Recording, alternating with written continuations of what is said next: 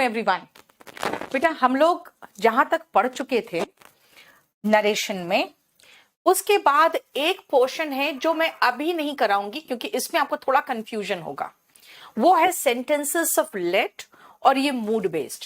ये क्योंकि इसमें कोई नियम नहीं लगता, तो इसलिए नियम नहीं लगता है ना बेटा, इसीलिए मैं ये अभी नहीं कराऊंगी आपको।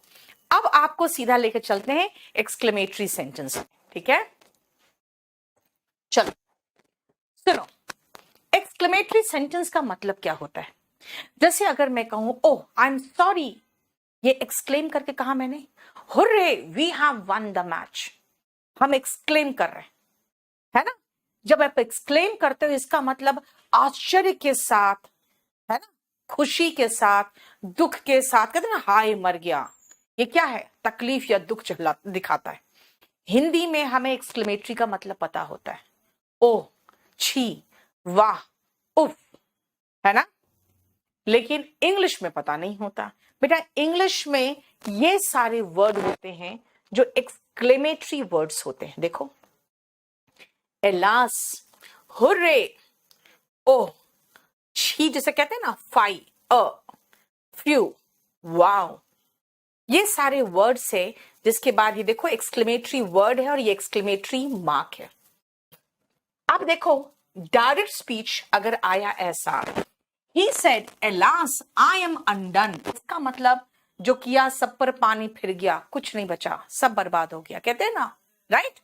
अब सुनो ध्यान से, अगर ऐसा सेंटेंस आए जिसमें आपको एक्सक्लेमेटरी मार्क दिखे, है ना, जिसमें आपको एक्सक्लेमेटरी मार्क दिखे और एक्सक्लेमेटरी वर्ड दिखे, तो आप इसको हटा देना, इसके साथ सेड को भी हटा देना। और अगर एलास दिख रहा है इसका मतलब है दुख और तकलीफ में हो, तो एक्सक्लेम्ड विथ सॉरो लगाना। देखो, सैड और एलास हटके एक्सक्लेम्ड विथ सॉरो आया, हुर्रे हटके एक्सक्लेम्ड विथ जॉय यानी खुशी के साथ, ठीक है ना? ओह आई एम सॉरी यानी कि आपको अफसोस हो रहा है, exclaimed with regret. Oh what a beautiful weather, कितना अच्छा मौसम है, ये एक्सक्लेम कर रहे हो सरप्राइज के साथ यानी आश्चर्य के साथ। छी, है ना, फाई, इसका मतलब है एक्सक्लेम्ड विथ डिस्पाइज। डिस्पाइज का मतलब घृणा, डिस्गस्ट का मतलब भी घृणा। इसके साथ चाहो तो एक और वर्ड लगा सकते हो, वो है यक, भी घृणा दर्शाता है, ठीक है? फ्यू मतलब ओह बच गए, कहते हैं ना, जब आप चैन की सांस लेते हो लगता है भाई बच गए, वही है। रिस्पाइट या रिलीफ यानी कि चैन के साथ, है ना? फ्यू का मतलब वही है, जैसे कहते हैं ना ओह बच गए, वैसे जो मुंह से आवाज निकलती है वो आवाज इंग्लिश में जो होता है फ्यू होता है। वाओ यानी कि खुश हो रहे हो, एक्सक्लेम विथ जॉय। देखो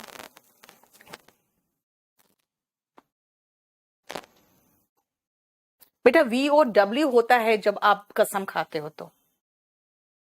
और योगेश सबसे पहले आप वॉल्यूम 1 से एक बार देख लो, चाहे आपको जो PDF दिया है उससे एक बार देखो। बेटा खुद भी पढ़ना पड़ेगा, ठीक है ना, खुद भी पढ़ना पड़ेगा थोड़ा सा।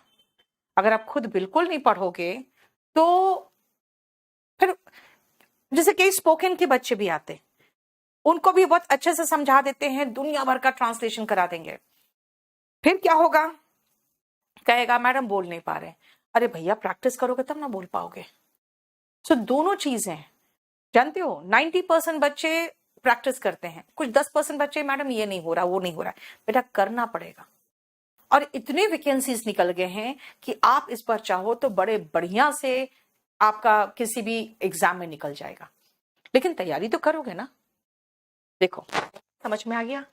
अब आगे का ठीक है भाई, हम इसको देखकर ये लगा दिए जो आपने कहा था। हम इसको देखेंगे सैड और हुर्रे तो एक्सक्लेम विद जॉय लगा देंगे, हम ओ देखेंगे तो इसमें से कोई एक लगा देंगे, लेकिन उसके बाद बेटा, उसके बाद कंजंक्शन दैट लगाना, और उसके बाद जो आप एसर्टिव सेंटेंस में पढ़े थे ना, है ना, एसर्टिव सेंटेंस में जो पढ़े थे ना कि प्रोनाउन चेंज होगा, टाइम चेंज होगा, टेंस चेंज होगा, है ना, ठीक है, बस वही लगाना है। देखो, first person according to subject ही बन गया, is am are changes into was were हो गया।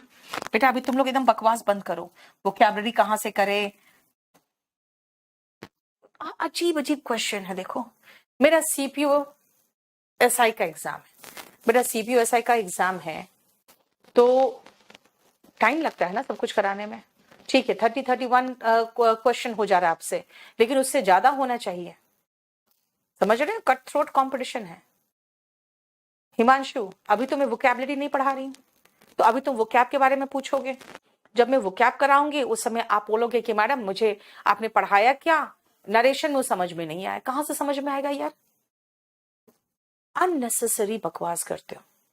लो अभी बोल रहे हैं वॉल्यूम 1 ले क्या, बेटा वॉल्यूम 1 हर टॉपर के पास तक भी है, वॉल्यूम 1 तो आपके पास होना ही चाहिए।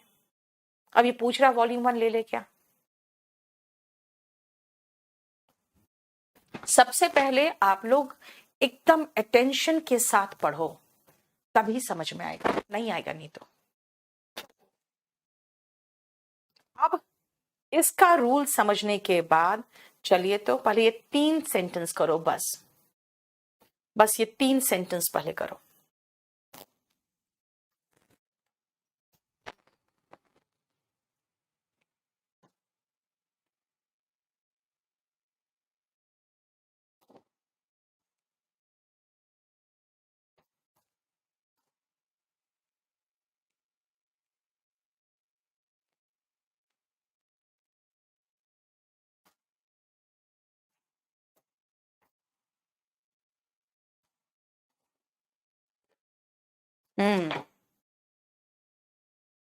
वॉल्यूम 1 और मेरा पढ़ाया हुआ जो शीट है बेटा, दोनों हो जाएगा, दोनों से काफी है।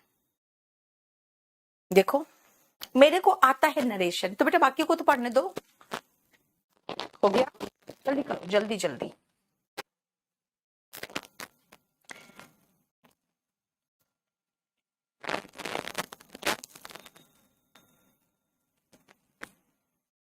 चलो देखो, he said few we are safe now, he said few we are safe now। देखो बेटा अभी फ्यू का मतलब मैंने कहा था रिस्पाइट या रिलीफ, कि जब आपको चैन की सांस आए तो फ्यू कहते हैं। कैसे कहोगे, he exclaimed with रिलीफ या रिस्पाइट, है ना, ऊपर वही था। कंजंक्शन क्या लगाया, that. First person according to subject we, he के अकॉर्डिंग चला तो हो गया क्या, दे। बेटा ही सिंगुलर है, हमें प्लूरल चाहिए ही का। क्यों चाहिए प्लूरल भाई, क्योंकि ये वी प्लूरल था, तो वी चेंज हुआ ही के अकॉर्डिंग, तो ही बन गया क्या, they. Is am are changes into was were, they were हो गया सेव, और नाउ का हो गया देन। देखो दे वर safe then.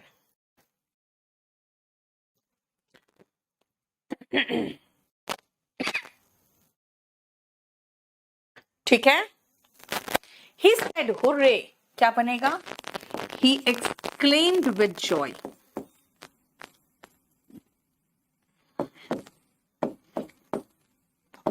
that first person again according to subject, again we plural है तो he का plural they होगा। वर्ब का सेकेंड फॉर्म क्या में चेंज होगा, याद है, had प्लस V3 में, और द मैच बस लगा दिया वैसे ही।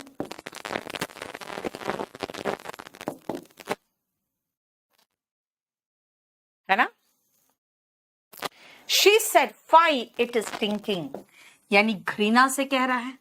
she exclaimed with despise या disgust। दैट लगाएंगे कंजंक्शन, इट इज का हो गया इट वॉज, और स्टिंकिंग का मतलब होता है बदबू देना। देखो,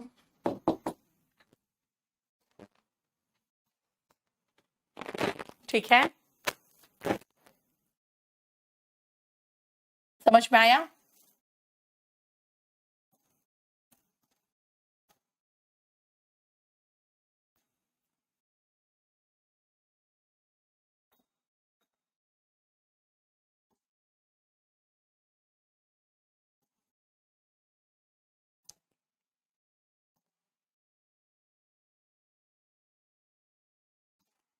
चलो,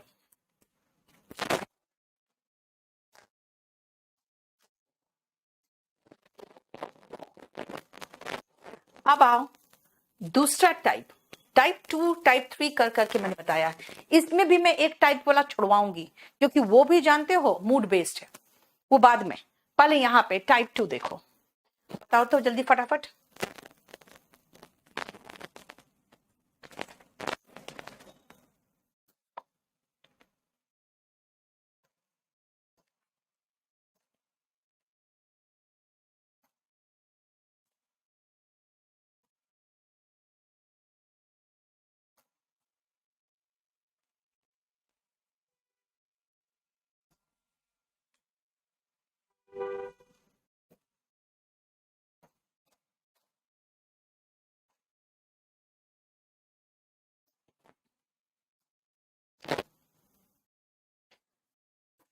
दैट इज के साथ कंटेम्प्ट हो सकता है, मतलब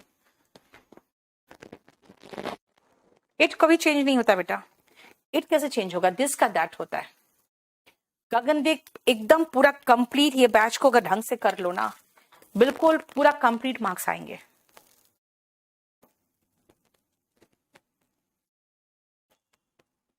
he was good boy 10 years ago। बेटा कई जगह पे वॉज को ऐसे ही छोड़ देते हैं, नहीं तो ये भी कर देते हैं ही हैड बीन, चलता है। रिपोर्टिंग वो प्रेजेंट में है, तब तो कभी हो ही नहीं सकता चेंज, फिर वॉज का वॉज ही छोड़ोगे।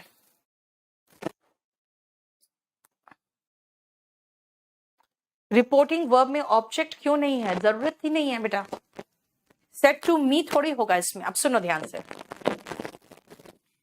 ये तो पूरा कंप्लीट हम समझ गए हैं। हुर्रे का मतलब होता है खुशी से आप एक्सक्लेम कर रहे हो, ही एक्सक्लेम्ड विथ जॉय। और मैं इसी का इंतजार कर रही थी कि जंप्ड को तुम लोग हैड जंप्ड लगाते हो क्या? 2-3 लोग बिल्कुल जंप लगाए हैं, बहुत अच्छी बात है। बाकी लोग हैड जंप लगा दे रहे हैं, बाकी कई लोग हैं एकदम जंप लगा रहे हैं, बहुत अच्छी बात है। क्योंकि आपको पता है कि इन्वर्टेड कॉमा के बाहर जो आता है उसमें कोई चेंज नहीं होता है बेटा। जो चेंज होता है वो अंदर वाले भाग में होगा ना, है ना? इसीलिए इन्वर्टेड कॉमा के बाहर जो है उसको एज इट इज रिपीट कर दो। He exclaim with joy and jumped. She said phew, she exclaimed with respite. अब उसके बाद सीधा सीधा अब बोलोगे मैम कंजंक्शन दैट लगाएं। बेटा दैट तो अब तब लगाओगे ना जब उसके बाद जोड़ने के लिए कुछ हो। हमारे पास उसके बाद जोड़ने के लिए तो कुछ है ही नहीं, तो फिर हम दैट क्यों लगाएंगे? फिर सीधा and slipped into the sofa, बस सीधा ऐसे ही छोड़ देंगे। समझ में आया? द वुमेन सेड एलास, बस खाली इसको चेंज करेंगे। The women exclaimed with, alas का मतलब हो गया सॉरो, दुख से, और उसके बाद इन्वर्टेड कॉमा क्लोज्ड है। दिस मीन्स अब हमें आगे कुछ नहीं लगाना है, आप खाली एंड फेंटेड को ऐसे ही उतार देना, ठीक है? और जानते हो अब कहोगे मैम आपने डैम तो पढ़ाया ही नहीं हमको। बेटा हम आपको सब नहीं पढ़ाएंगे, क्यों? क्योंकि हो सकता है सब पता भी नहीं हो आपको क्या आएगा क्या नहीं आएगा। अब सुनो, मैं इसका तरीका सिखाती हूँ। जैसे हमने देखा डैम कहा, अरे मैम ने तो ये पढ़ाया ही नहीं आपको मुझे, तो डैम का मीनिंग क्या है? जब हम डैम को टाइप करेंगे ना और इसका मीनिंग देखेंगे तो इसका बहुत सारा मीनिंग होगा, लेकिन बताया है कि डैम का मतलब, और देखो प्रॉपर तरीके से डैम का मतलब होगा तो एक मतलब निकल रहा है, देखो एक मतलब इसका निकल रहा है, to swear at, curse, annoyance, disgust, surprise. मतलब इसका मतलब है चिढ़ से, डैम नहीं, कहते हैं क्या है, डैम मतलब चिढ़ से, एनॉयड हो जा रहे हो, इरिटेट होके बोल रहे हो, कर्स कर रहे हो, यानी कि किसी को छी, मतलब जैसे होता ना कि सत्यानाश हो, वही डैम। ऐसे कंडीशन में आप क्या करोगे कि इसका मीनिंग एक बार हम चेक करेंगे, और फिर इसका मीनिंग जब समझ में आ गया कि भाई कोई भी अंग्रेज डैम बोलता कब है, जब वो एनॉयड हो जाता है तब बोलता है। ही एक्सक्लेम्ड विथ एनॉयंस, एनॉयंस का मतलब होता है चिढ़ जाना, यानी कई बार एंगर भी देखोगे तो भाई ये जो भावना निकल रही है फूट के, वो गुस्से में निकल रही है या चिढ़ से निकल रही है, तब मुंह से डैम निकलता है। फेंटेड का मतलब बेटा बेहोश हो जाना।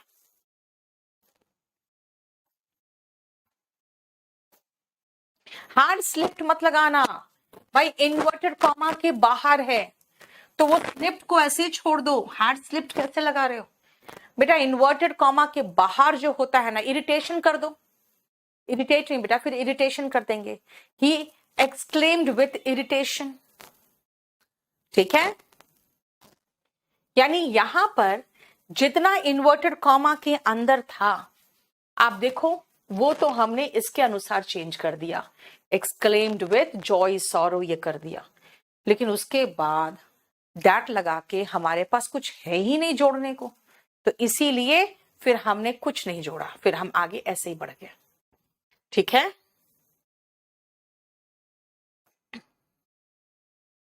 अब सुनो, अब टाइप 3 मूड बेस्ड है, टाइप 3 मूड बेस्ड है जो मैं अभी नहीं करा सकती। अब आप सीधा आओगे टाइप 4 में। टाइप 3 मूड बेस्ड है, मूड वाला हम सबसे आखिरी में करेंगे।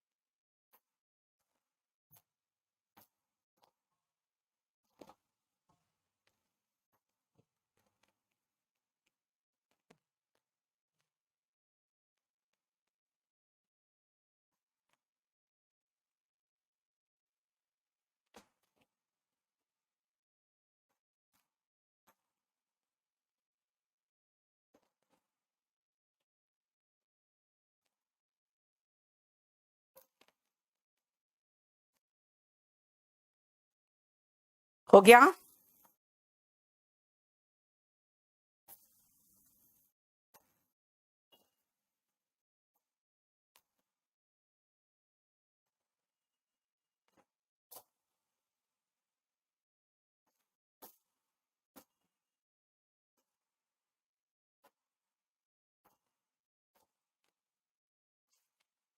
चलो। He said, what a beautiful city Shimla is। बेटा खुद सोचो, अगर मैं कहूं कितना अच्छा मौसम है, भाई आपका मतलब यही है कहने का कि मौसम बहुत अच्छा है। सबसे पहले आपको इसको एक नॉर्मल सेंटेंस सोचो ना, अगर मैं कहूं कितना अच्छा मौसम है, इसका मतलब मौसम बहुत अच्छा है, इसका मतलब निकल रहा है, पहले मैं इसको एक नॉर्मल सेंटेंस में सोचूंगी, that Shimla is a very beautiful city. क्यों वेरी? क्योंकि तभी तो एकदम एक्सक्लेम कर गए हम, ठीक है। She said, how beautiful the rain is। तब बोलेंगे अरे कितना अच्छी बारिश है, कितनी सुंदर बारिश है। मेरा कहने का मतलब है कि जो बारिश हो रही है ना वो बहुत सुंदर दिख रही है। तब मेरा कहने का ये मतलब है कि the rain is very beautiful.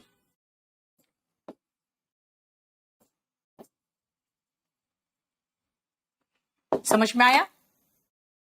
पहले मीनिंग, जो उसका इंटरनल मीनिंग निकल रहा है ना, पहले उस मीनिंग को समझ के उसको लिखो पहले, तो सबसे पहले। ठीक है, अब नियम के अनुसार चेंज करेंगे। अब इसको नियम के अनुसार चेंज कर दो।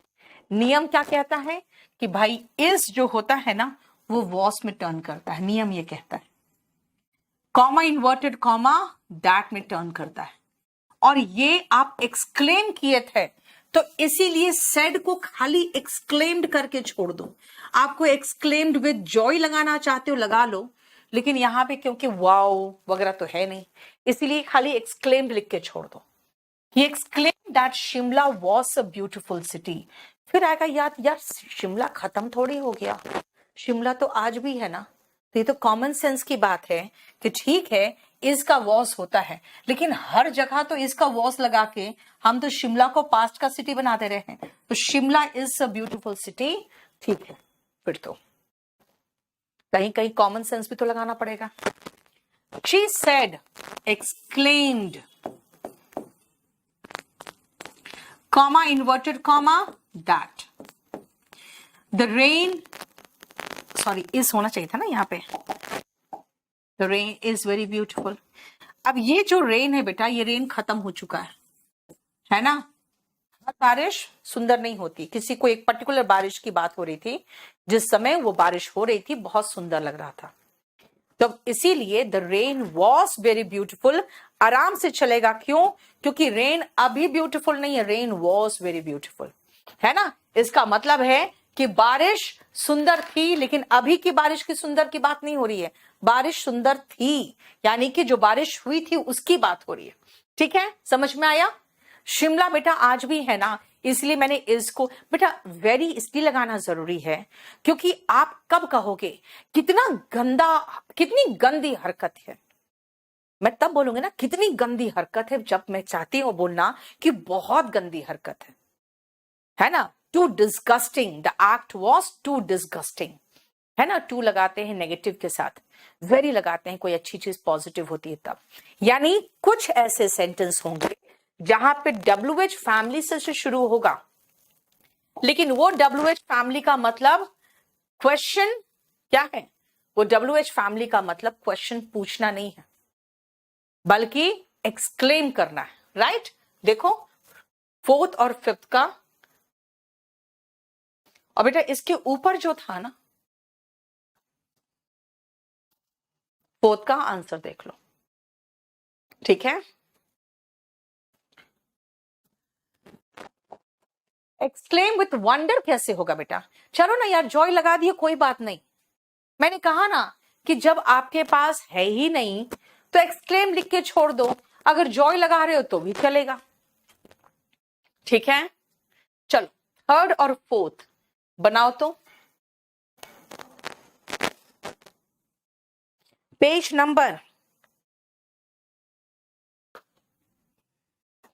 नंबर आपका है 207 नंबर।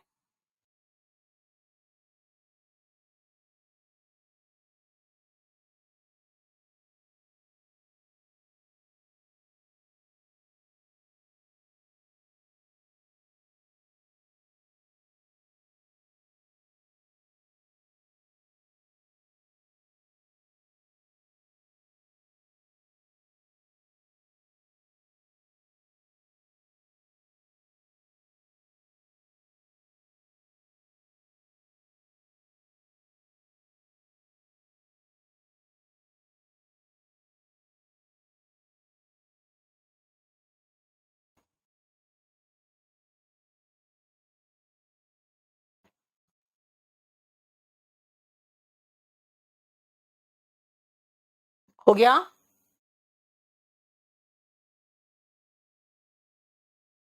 अरे कुलदीप, काहे अननेसेसरी आर्ग्यूमेंट करते हो? तो सब कुछ हट जाएगा तो एक्सक्लेमेटरी मार्क का मैं क्या करूंगी?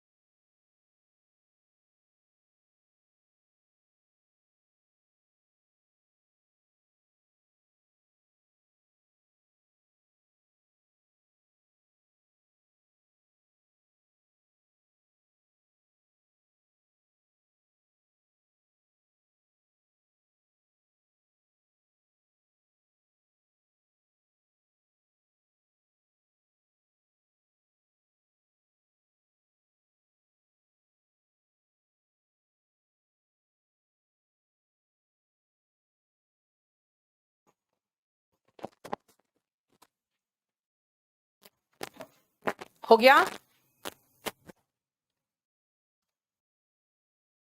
देखो, he said how beautifully she sings.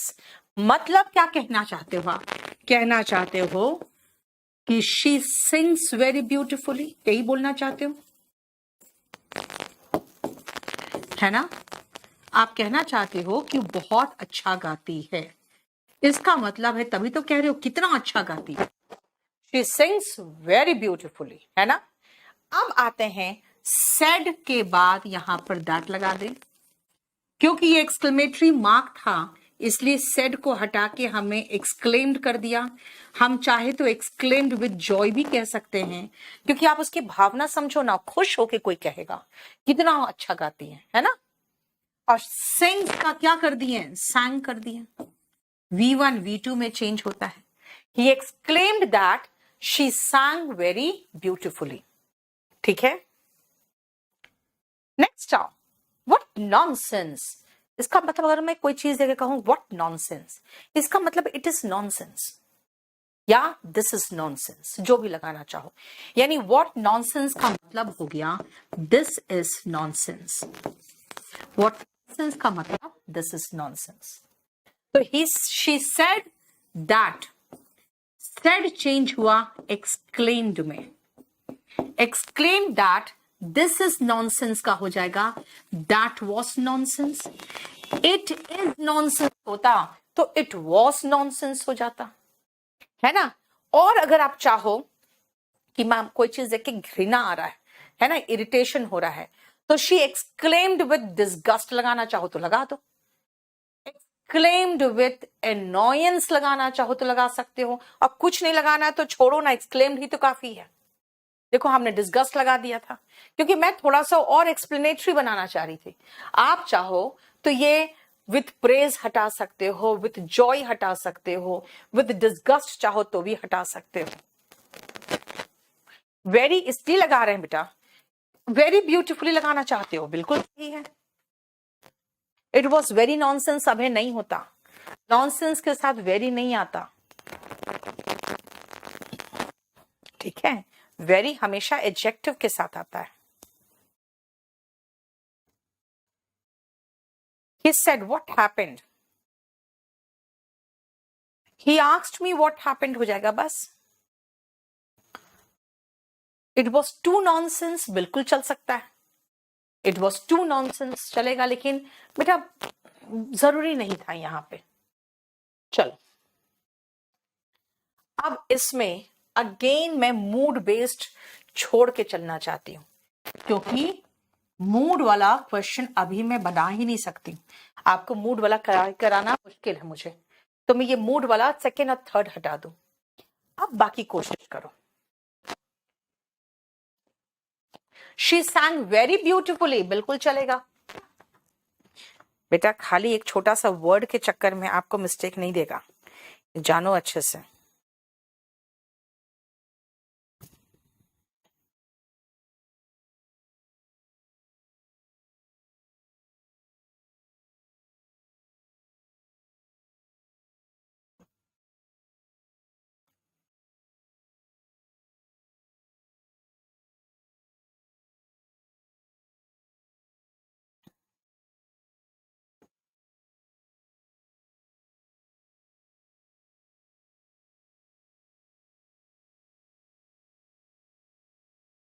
जल्दी करो आशुतोष, ले लो मोहित क्वात्रा का बैच ले लो।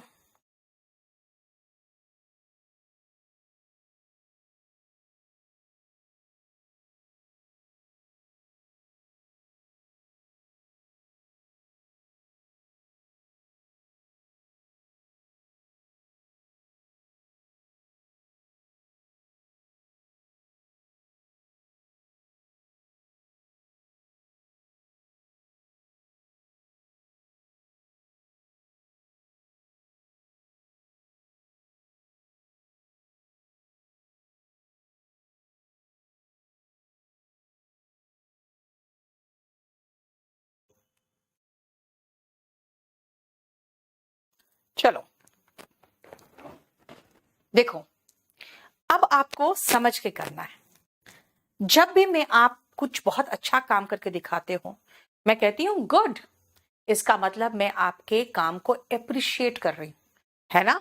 तो मैं अगर कहूंगी गुड तो आप कहोगे मैम एप्रिशिएटेड मी, तो यहां हो जाएगा ही एप्रिशिएटेड किसको, इस लड़की को, her. And she said thank you, तो शी थैंक्ड किसको, इस लड़के को, थैंक्ड हिम, हो गया। He appreciated her and she thanked her. देखो मीनिंग समझो, बताओ बस। वैसे ही अगर ये कहेगा वेलकम, इसका मतलब सेड टू लगाने की जरूरत नहीं है, इसी वेलकम को वर्ब बना दो, वेलकम यहां लगा दे, और क्योंकि सेड पास्ट टेंस में था तो हम वेलकम्ड भी पास्ट टेंस में लगा दें, he welcomed me. He said to me congratulations, he congratulated me, he congratulated me, he said to me congratulations, he congratulated me। देखो appreciated me भी तो हो सकता है, ठीक है, नीचे she लगा था, लड़की थी। शाहीन नहीं करते क्यों, लाइव क्लास में तो करना चाहिए ना।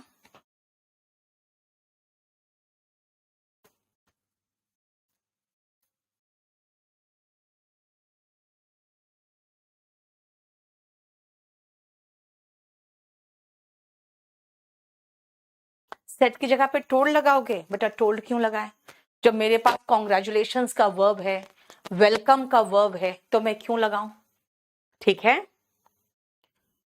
ओ माय गॉड, हमने आपका गलती कटवा दिया, मैंने आपको सेकंड कटवा दिया, मैं आपको 4 कटवाने वाली थी, 3 और 4, सेकंड नहीं 3 और 4, ठीक है, हो गया। अब सुनो second now, he said to me bravo you have done well, bravo you have done well, इसका मतलब शाबाश, शाबाश का मतलब हुआ कि मैंने आपको अपलॉड किया, शाबाशी देने का मतलब होता है applauded. He said to me, said to को अपलॉडेड में चेंज करो, अपलॉड का मतलब होता है शाबाशी देना, ही अपलॉडेड मी, अब ब्रावो हटा दो।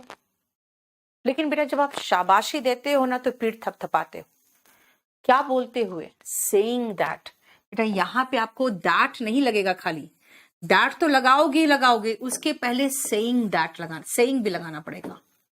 Second person according to object, I have का हैड डन वेल, सेम तरीके से आप जरा ये इसको बना के दिखाना, तो एक और सेंटेंस को,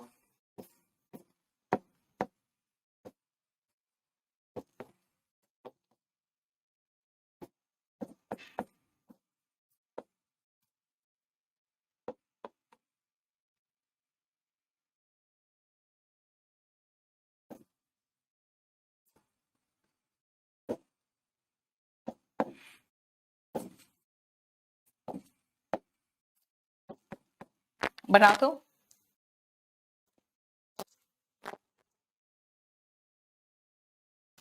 कि कॉन्ग्रेचुलेटेड होगा ना बेटा, सेड है ना, सेड का मतलब पास्ट टेंस है,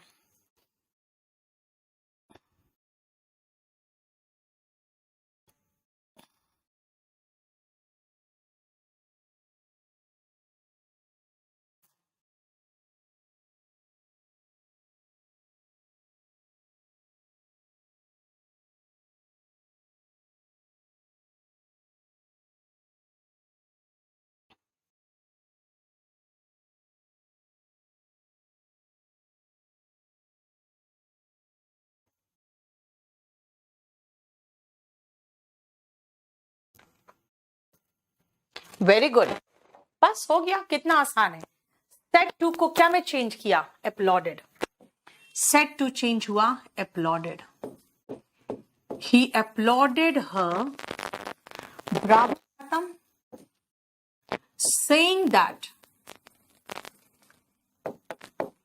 second person according to object, she, no ka knew all the answers. He applauded her saying that she knew all the answers. देखो, knows कैसे हो गया बेटा? पास्ट टेंस है, फर्स्ट पर्सन V1 V2 में change होगा.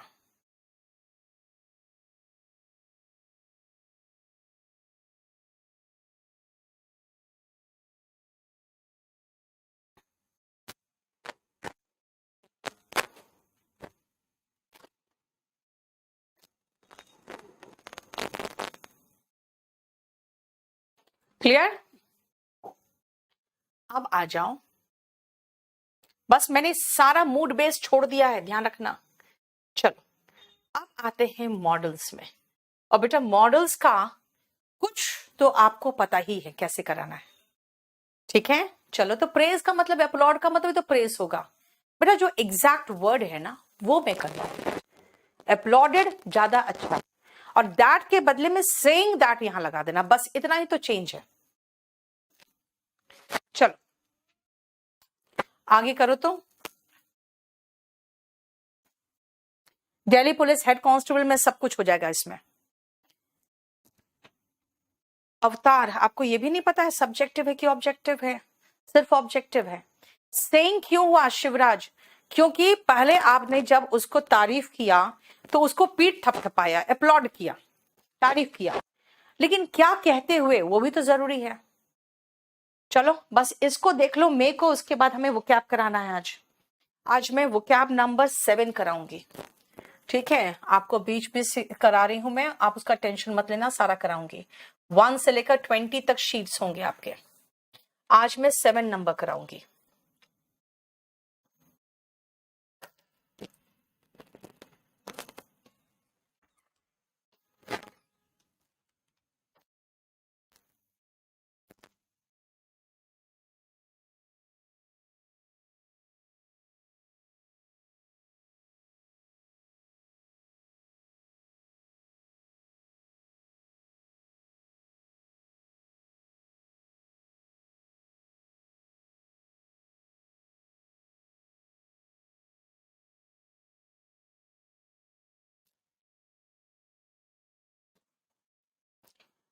देखो बेटा, हमने ऑप्टेटिव सेंटेंस किया था ना, तो यहां ऑप्टेटिव सेंटेंस है. चलो अभी देखते हैं. ही सेड, ये कॉमन, ये तो बस सीधा सीधा असर्टिव सेंटेंस वाला है. Conjunction that may changes into might, क्योंकि आपको पता है ना V1 V2 में चेंज होता है, और टू नाइट का दैट नाइट. देखो, he said that it might rain that night. देखो, he said to me you may go home now. मैं अगर कहूंगी आपको घर आप जा सकते हो तो परमिशन दे रही हूं. तो एक बात बताओ, अगर मैं said to को परमिशन का वर्ब फॉर्म में चेंज कर दूं, he permitted या he allowed me to go home, चलेगा? he allowed me to go home then. या फिर ऐसे भी कह सकते हैं he said that I might go home then. लेकिन अगर permitted लगाओगे ना पूरा कट जाएगा. कि आप permitted के बाद अगर permitted किसको? me. he permitted me. उसके बाद to लगाओगे उसके बाद तो सीधा वर्ब का बेस फॉर्म आता है go home. नाउ का then. he allowed me to go home then या he permitted me to go home then. देखो, अब आते हैं ऑप्टेटिव सेंटेंस. कर चुके थे ना विश्ड और प्रेड वाले, याद है? he prayed that, क्योंकि वो बेटा प्रार्थना मुझे तो नहीं करेगा ना, भगवान को करेगा, तो भी खाली छोड़ दो. he prayed that God बाद might और bless you second person according to object. Object में मी था. he prayed that God might bless me.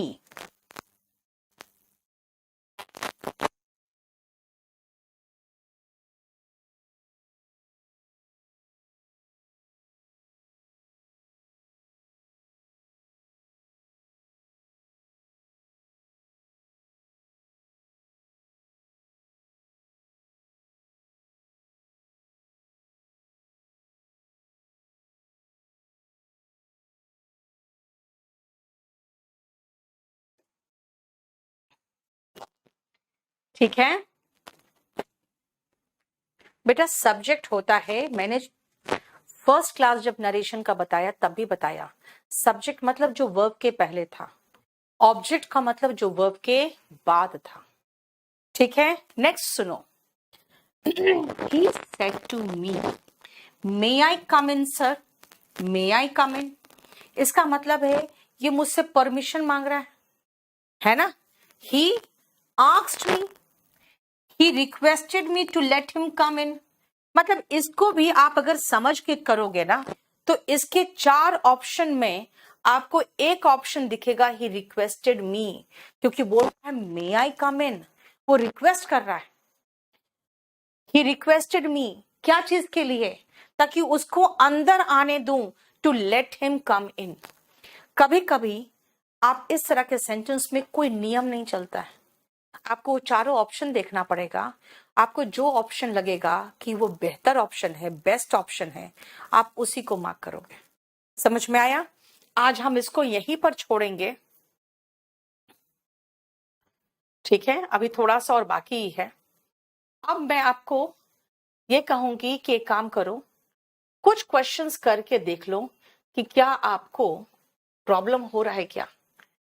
ठीक है, देखो बहुत आसान क्वेश्चंस आएंगे, 1 से लेकर जरा खाली 4 क्वेश्चन देखो तो 2019 का क्वेश्चन पेपर है ये। लेट का मतलब उसको अनुमति अंदर आने दे, उसके लिए। अब है, अभी गुड नाइट वगैरह का रुक जाओ, लास्ट में कराएंगे ही।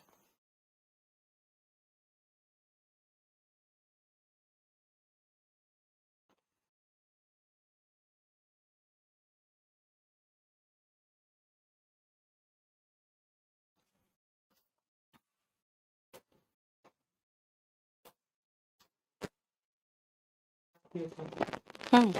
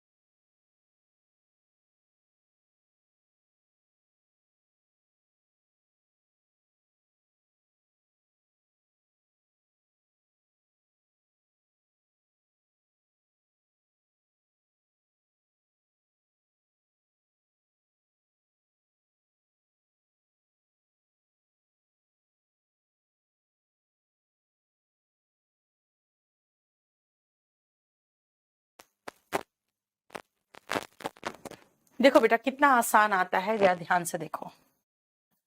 सेड टू चेंज हुआ टोल्ड में, सब में टोल्ड है, ठीक है। कॉमा इन्वर्टेड कॉमा हट के दैट लगा, सब में ठीक है। सेकेंड पर्सन यानी कि यू, अकॉर्डिंग टू ऑब्जेक्ट, तो माई पेरेंट्स हो जाएगा। देखो माई पेरेंट्स यहां पे, ठीक है। और is am are changes into was were, हो गया। देखो है ना। ईशा सेड, सेड के बाद दैट लगा दिए। अविका इज का हम वॉज ढूंढेंगे, देखो यहां पर 2 ही जगह वॉज है। Not going to school today, today का दैट डे होगा, यहां पर तो टुडे ही है, इसलिए अगेन सी। देखो दोनों में। Rani said to me, Rani told me, देखो सब में told. A monkey bit, bit का मतलब होता है सेकेंड फॉर्म, बाइट का सेकेंड फॉर्म बिट है, तो हैड बिटन हो जाएगा। देखो अगेन वही सी है ना। Next, mother said to me will you help me in cleaning the house, question पूछ रही है। जब क्वेश्चन पूछ रही है तो आस्क्ड मी वाला होगा, ठीक है ना। WH फैमिली नहीं है तो इफ या वेदर चलेगा, यानी यही तो दो में खाली इफ या वेदर है, यानी ये कट गया, ये खत्म हो गया दोनों। Second person according to object I होगा, यहां पर आई है और यहां पर यू ही है, इसका मतलब लास्ट ऑप्शन ये है आपका डी। देखो है ना आसान।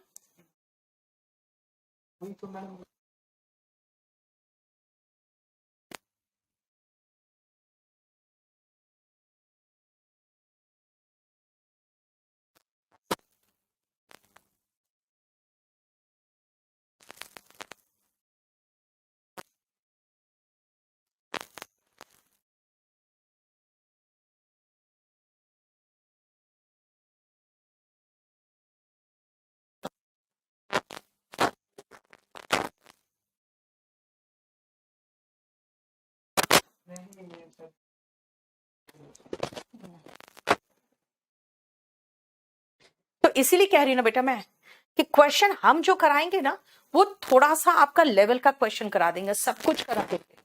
आता है तो आसान आता है, ऐसा आता है, यस ऑफ कोर्स ऐसा आता है।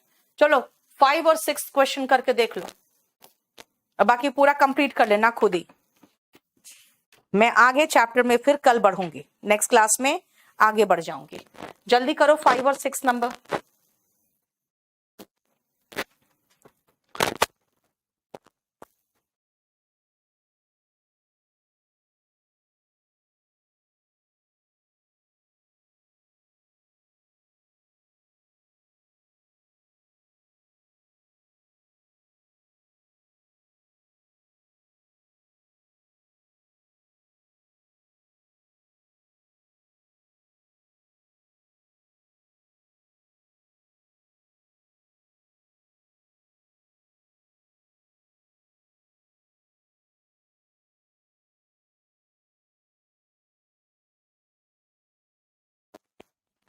नहीं बेटा अभी नरेशन कंप्लीट नहीं हुआ है, मैं आपको सिर्फ इसलिए क्वेश्चन करा रही हूं दिखाने के लिए कि देखो जो मैक्सिमम पोर्शन जहां से क्वेश्चन आता है ना वो हम खत्म कर चुके हैं। देखो द प्रोफेसर, बेटा आगे क्यों बढ़ जाते हो तुम लोग, ये नहीं हो रहा वो नहीं हो रहा है, बहुत नेगेटिव ऑरा फैला के रखते हो, ये नहीं हो रहा वो नहीं हो रहा है। थोड़ा तो पॉजिटिव रहो, जो हो रहा है पहले उसको तो अप्रिशिएट करो। मतलब आपका अगर 20 में 19 होगा ना तो आपको एक ही प्रॉब्लम होगा, मैम ये नहीं हो रहा है, हद हो। The professor said to Piyush, will you clean the data and get back to me tomorrow? The professor said to Piyush यानी क्वेश्चन मार्क है तो asked होगा, टोल्ड वाला तो हो ही नहीं सकता, ऑर्डर्ड वाला हो ही नहीं सकता, क्वेश्चन पूछ रहा है बस। Will you second person according to object ही होगा, यानी देखो ये ही वाला होगा, यू वाला तो नहीं हो सकता। अब आगे हमको सोचने की जरूरत ही नहीं है, हम इतने में ही मेरा आंसर आ गया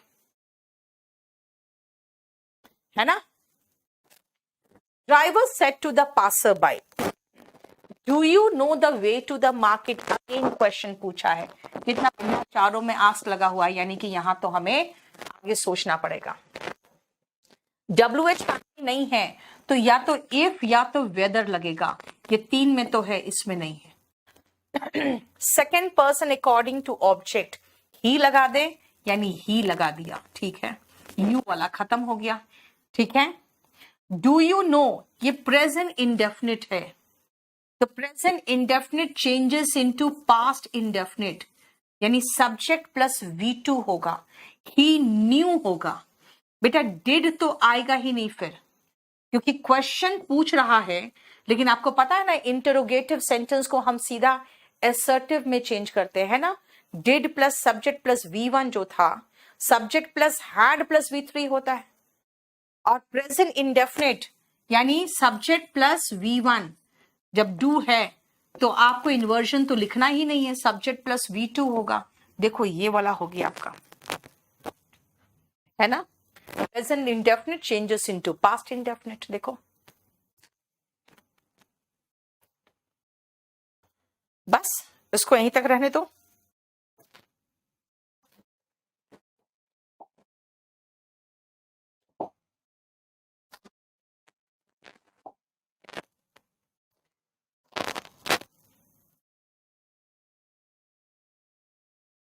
कहाँ है वो कैप?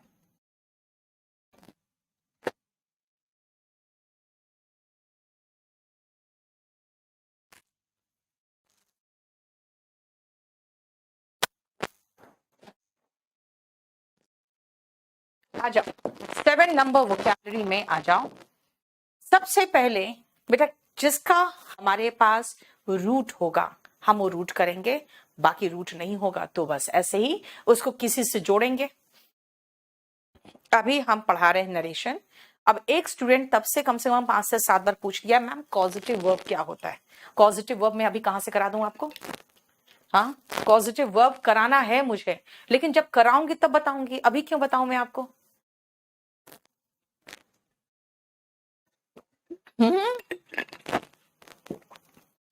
प्रशांत क्या बात बोल रहे हो बेटा?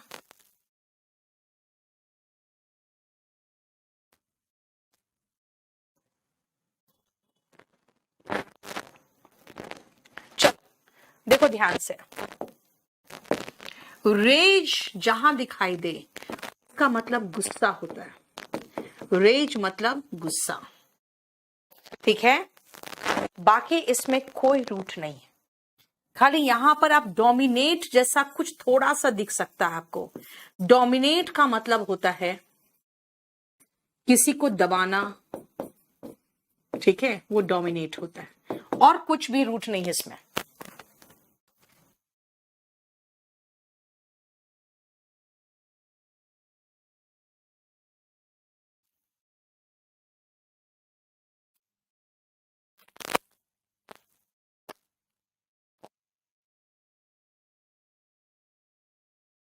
ओके मैकबर सुनो बेटा, मैकबर का मतलब क्या होता है? बहुत ही गंदा। अब ऐसे सोचते हैं कि मैकबर का मतलब होता है जैसे मकबरा की तरह, जहां पे आपको ऐसा फीलिंग आए कि सारा सब तरह मकबरा है, यानी कि बहुत ही डर से एक है ना एक खौफ का फीलिंग आए ना, वो मैकबर होता है। बहुत ही अनप्लेजेंट सा। अनप्लेजेंट का मतलब है अच्छा नहीं लगता। आप ऐसे मकबरे की जगह पे भेज दे दो, क्या अच्छा लगेगा आपको? नहीं ना। इसे देखो ध्यान से, मैकबर का मीनिंग होता है भयावा। जरा इसका सिनोनिम देखो, मैंने सब लगा दिया है। अनप्लेजेंट, जैसे हॉरर मूवी देखते हो ना, हॉरर से हॉरिबल और हॉरेंडस, हॉरर से हॉरिबल और हॉरेंडस। Repugnant, gruesome. घोस्ट से आप ऐसे याद रखो, घोस्ट और घास्ट, लेकिन गैस्टली बोलोगे, घास्टली नहीं गैस्टली बोलोगे। हिडियस, स्पाइन चिलिंग, यानी सिरन सा दौड़ जाए आपके बिल्कुल शरीर में, है ना। ग्रोटेस्क,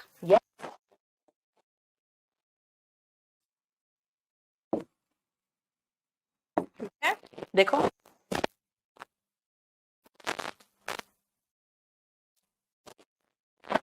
ग्रोटेस्क, ठीक है, यानी कि बहुत ही गंदा भयावा सा फीलिंग जब आता है तो वो मैकबर उसका सिनोनिम है। सिनोनिम देखो, unpleasant, horrible, horrendous, repugnant, gruesome, ghastly, देख के लगेगा छुप जाऊं मैं।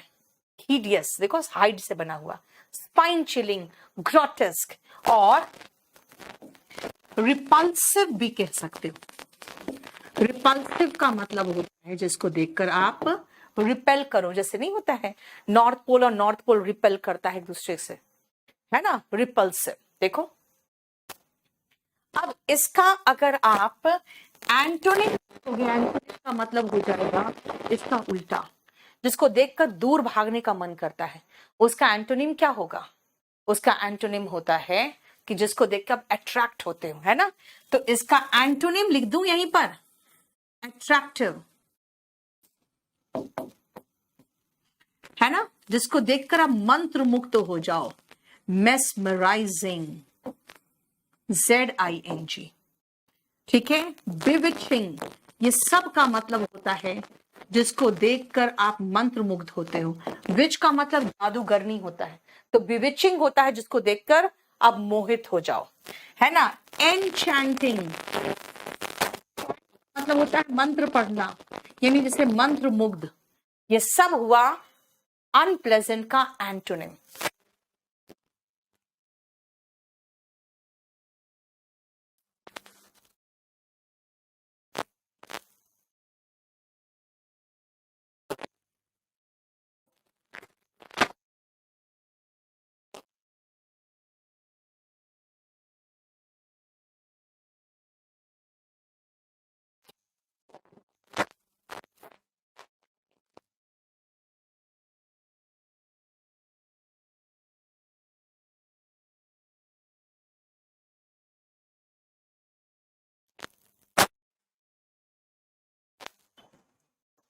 आउटरेजियस, रेजियस मतलब रेज से आउट हो जा रहे हो, रेज मतलब गुस्सा।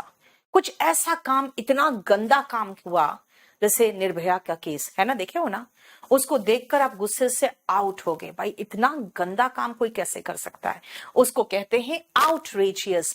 आउटरेजियस एक्ट का मतलब हो गया बहुत ही गंदा, शेमफुल, इंसल्टिंग, एट्रोशियस, ऑब्नॉक्शियस। अब ध्यान से सुनना बेटा, आपको नहीं लग रहा है कि सेम जैसा लग रहा है? क्योंकि बहुत गंदा काम हॉरिबल, हॉरेंडस, है ना?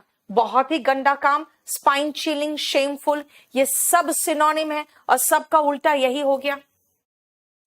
और आओ ना, आउटरेजियस का सिनोनिम में एबोनिमेबल हो गया। एबोमिनेट का मतलब होता है घृणा करना, है ना? सेम चीज है, यानी ध्यान दो, synonym macabre, outrageous, abominable, horrible, horrendous, repugnant, ghastly, hideous, spine-chilling, repulsive, shameful, obnoxious, disagreeable, सब का सब सिनोनिम है, ठीक है? इनडोमिटेबल, बेटा जिसको आप डोमिनेट नहीं कर सकते हो, जिसको आप दबा नहीं सकते हो, है ना, वो बिल्कुल निडर होता है। इसका मतलब इनविंसिबल, बेटा इनविंसिबल का मतलब होता है अजय।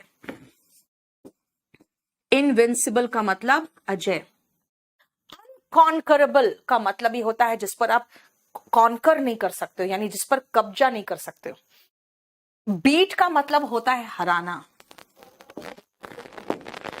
बीट का मतलब हराना। अनबीटेबल इज जिसको हरा नहीं सकते। एंड अनअसेलेबल का मतलब होता है, क्या हो गया मैम, आवाज कर रहा है क्या? इसका मतलब होता है जिसको आप नुकसान नहीं पहुंचा सकते, अनअसेलेबल होते हैं। ये सब है बेटा जिन पर आप कब्जा नहीं कर सकते, जिसको डरा धमका के आप उसको दबा नहीं सकते। ठीक है, समझ में आया? नेक्स्ट पेज में आओ, देखो एक बार देख लो। लास्ट में मुझे 10 मिनट चाहिए बैच नंबर 32 और 33 के लिए। लास्ट में मुझे 10 मिनट चाहिए, ठीक है? उनका अलग से कुछ वो क्या बचा था वो करवाना है मुझे।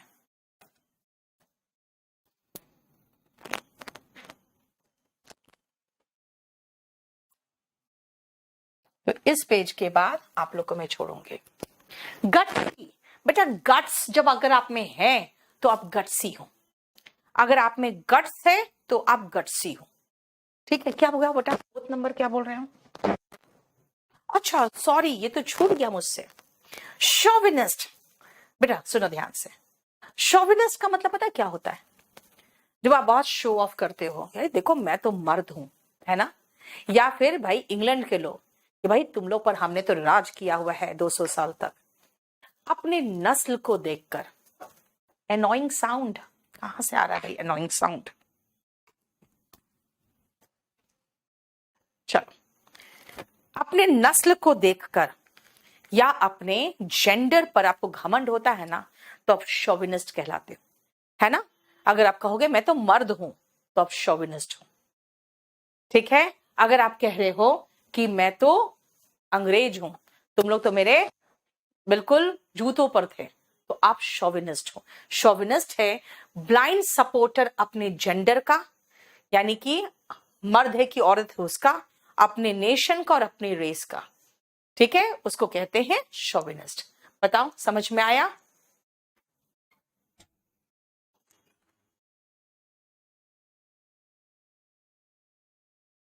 ठीक है बेटा, मैं इसको आज खत्म कर रही हूं। एंड प्लीज खाली 31, 32, अगर नहीं 31, 32 नहीं, 32 और 33 के साथ मुझे सिर्फ 10 मिनट चाहिए। उनका सिर्फ कुछ इडियम्स बचा हुआ था, वो मैं खत्म कराने जा रही थी, ठीक है? बाकी लोग, आप लोग चाहो तो जा सकते हो।